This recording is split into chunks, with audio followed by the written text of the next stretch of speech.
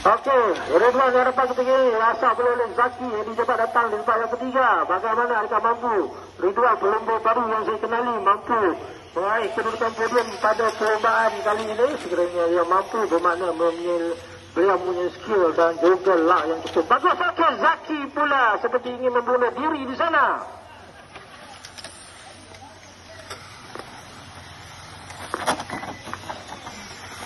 Bagaimana telah dipintas oleh Adam? Adam ketiga ini kedudukan yang pertama.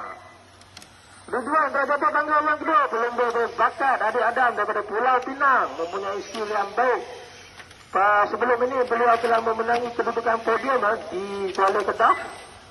Berjaya memberi saingan kepada abang-abang senior di sana dan hari ini beliau juga memberi saingan yang cukup getar kepada semua pelumba yang berada di atas track pada hari ini. So Adam ketika ini di hadapan kedudukan pertama, Ridwan kedudukan yang kedua, kedudukan 20 saat di belakang Adam, posisi kedudukan yang ketiga, Zaki keempat, Zamri kelima.